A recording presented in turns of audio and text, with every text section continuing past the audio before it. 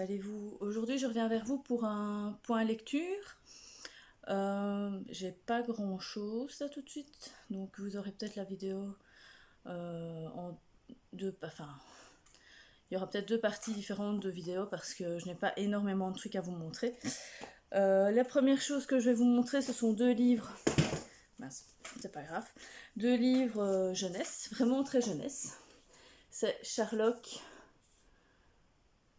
de Benjamin, enfin de Sébastien Pérez avec les dessins de Benjamin Lacombe aux éditions Flammarion Jeunesse. Donc j'ai le tome 1 et le tome 2. Donc le premier tome c'était la disparition de la souris, des souris, et le tome 2 c'était le trafic des croquettes.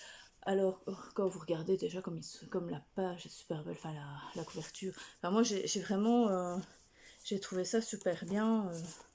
Regardez ça, comme c'est trop beau.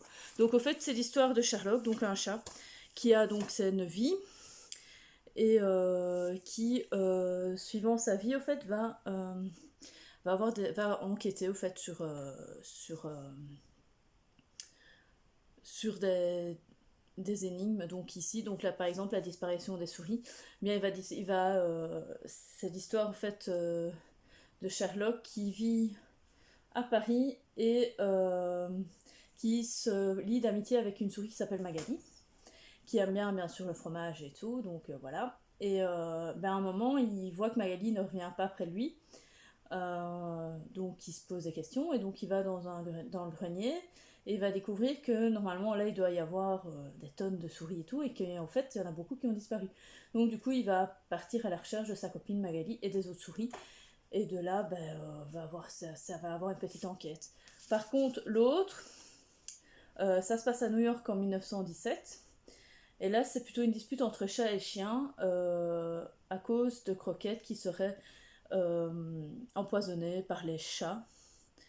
Et donc Sherlock va aller voir le grand, je vais dire, le grand gangster des chiens pour savoir, pour enquêter et pour lui demander de pouvoir enquêter sur cette histoire. Et donc du coup, eh bien, il va enquêter et il va se passer une histoire abracadabrante à Sherlock par rapport à ces croquettes qui sont empoisonnées, quoi. Donc, alors, c'est tout mignon, c'est pour les tout jeunes, hein. Moi, je réserve ici pour ma petite filleule qui commence seulement à lire, donc qui est en CE1, oui. Pour chez vous, chez nous, c'est en deuxième primaire. Donc ici, comme elle apprend, enfin, elle apprend à lire encore, enfin, elle est dans la continuité de son apprentissage de la lecture, donc normalement elle sait lire, mais bon, c'est encore un peu hésitant. L'écriture est très grosse, je vais vous montrer.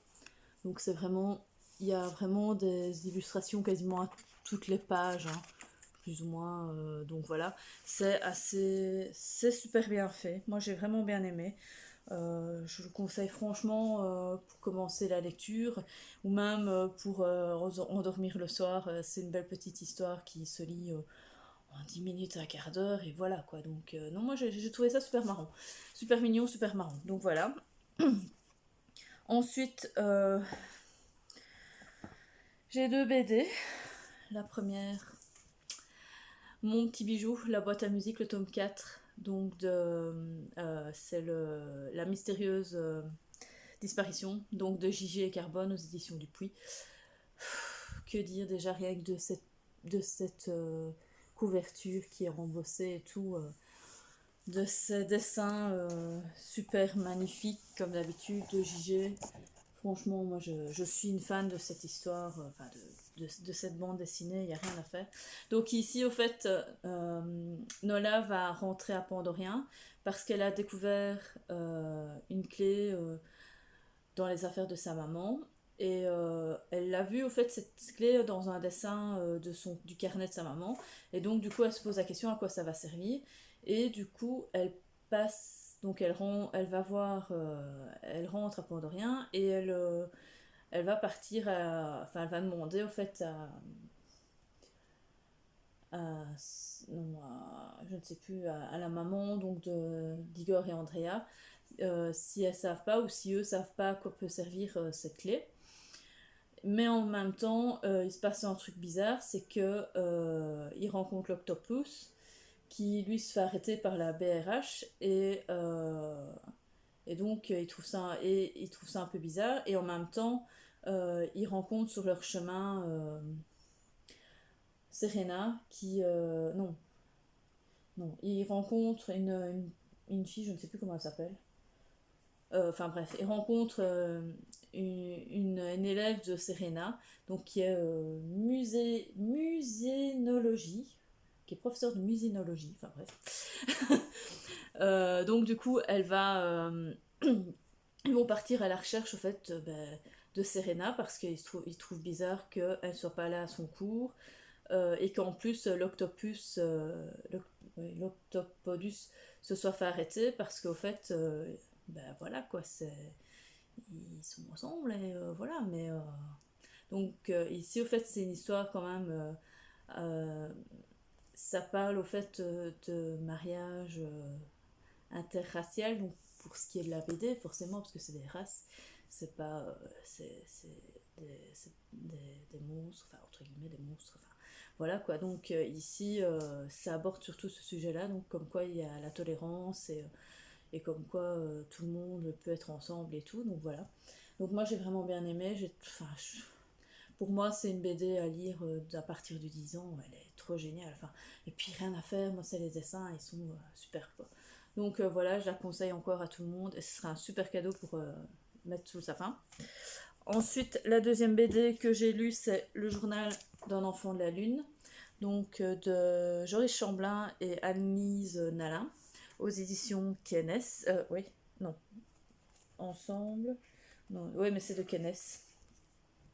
Euh, donc au fait, ça parle de Morgane qui a 16 ans et qui vient d'emménager dans une nouvelle maison avec sa famille. Donc elle a un petit frère et ses parents.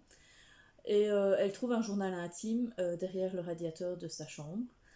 Et de là, elle va lire au fait l'histoire de ce jeune garçon, Maxime, qui est au fait un enfant de la Lune. Et donc elle essaye de comprendre un peu sa vie. Enfin, lui, il explique un peu sa vie au fait d'enfant de la Lune, comme quoi bah, il peut pas être dehors, que s'il va dehors, il se fait brûler par le soleil, enfin bref.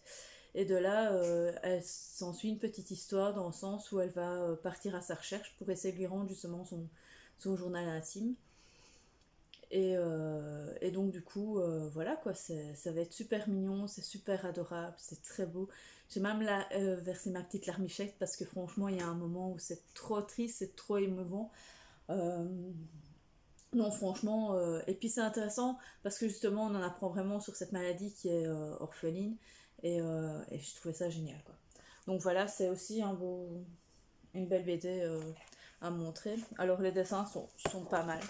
Ils sont bien. Moi j'aime bien. Bon, c'est des dessins tout à fait normaux, réalistes, très en rondeur aussi. Donc voilà.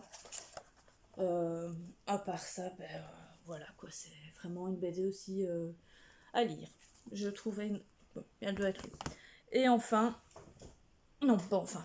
J'ai lu aussi. Hop, il y a tout qui tombe. C'est pas grave. Ensuite, j'ai lu, via livre audio, donc Audiolib, le deuxième tome de la saga Twilight, Hésitation de Stephanie Meyer. C'est lu par. Je sais plus. Enfin bref, c'est une femme. Sa voix, elle est super bien. Elle est posée, elle est cool. Elle arrive à faire les voix même d'Edward et de Jasper. Enfin bref. Franchement, c'est pas mal. J'aime vraiment bien. Bon, le fait de l'avoir relu, j'étais contente parce que franchement, me replonger dans cet univers de Forks avec tous ces vampires et puis surtout ici les loups-garous, on en apprend forcément ici, ça parle beaucoup de Jacob. Euh, on en apprend forcément avec les Volturi, donc voilà, moi franchement, après avoir lu donc Midnight Sun, donc le premier tome de la saga, enfin, qui est au fait le premier tome de la saga, mais version Edward, j'avais vraiment envie de retomber dans la saga pour voir si c'était encore ma saga fétiche, et adoré. Et tout le monde fait, c'est vrai, c'est quand même niais. En effet, je l'avoue, c'est niais, mais j'ai adoré. C'est vrai que Bella peut parfois être agaçante, un petit peu. Mais franchement, c'est trop beau, quoi. C'est toujours aussi beau. Donc voilà, et en livre audio, bah, ça passe tout crème, quoi. Enfin, franchement, j'ai vraiment, vraiment, vraiment adoré. Il me reste au fait 10 minutes de livre, hein, donc c'est pour ça que je me permets de vous dire déjà ma critique. Euh, Par rapport à cette relecture, parce que c'est une relecture, je pense. Hein. Je pense que je les ai déjà lu quelques fois. Donc voilà, ici maintenant j'ai en livre audio, donc c'est bien, ça m'évitera de devoir me balader avec le livre et de le lire partout, enfin bref. Donc c'est bien. Donc voilà. Et enfin, mon dernier livre que je vais récupérer. Que je récupère. Ma première lecture, on va dire, de la saison, hein, enfin bah, comédies romantiques de Noël. Donc, vous faites quoi pour Noël? Oui, c'est ça. Vous faites quoi pour Noël de Karen Pont aux éditions Pocket. Euh, C'était sympa. C'est pas pour moi la meilleure des comédies romantiques de l'année. Je n'en garderai pas un big souvenir, mais tous les clichés pour une bonne romance de Noël sont là. Donc, c'est-à-dire la neige, la montagne, les mauvais pulls, les soirées, le réveillon de Noël, les marshmallows, les guirlandes, les sapins, enfin bref, tout ce qui fait que Noël est là, existe, eh bien, c'est dedans. Le fait que la fille, c'est qui? Ah oui, Pauline. Bon, en fait, l'histoire, c'est Pauline qui, quelques jours avant Noël, se fait avoir dans, enfin, se, se fait avoir dans une position compromettante dans le parking de son immeuble avec l'assistant du DRH de sa société.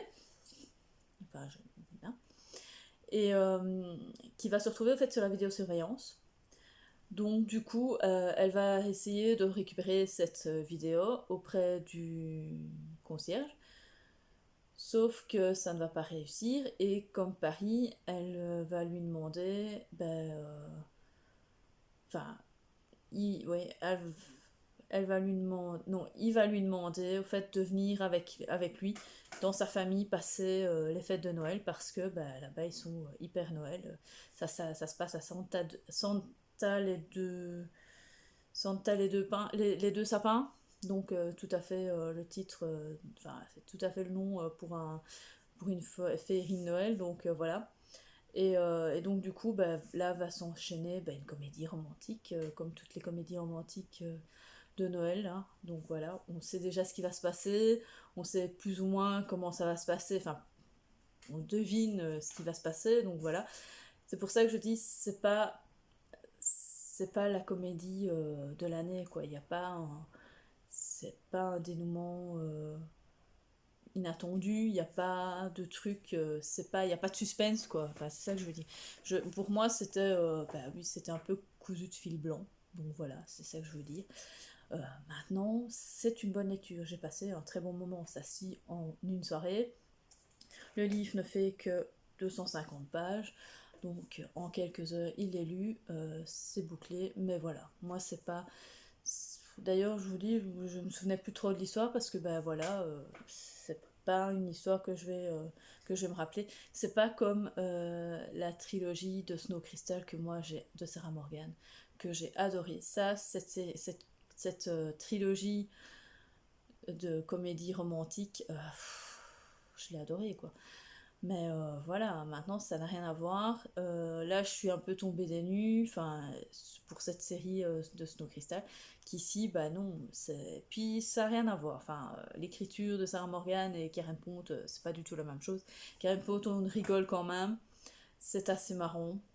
Bon, maintenant, c'est pas non plus la franche rigolade, j'ai pas éclaté de rire, voilà, mais j'ai bien rigolé.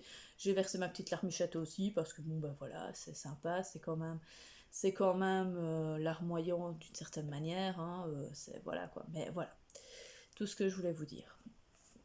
sur ce roman. Donc voilà, moi ici j'ai tout pour le moment. Oui. Alors je vous souhaite une bonne soirée, un bon week-end et à la prochaine. Salut!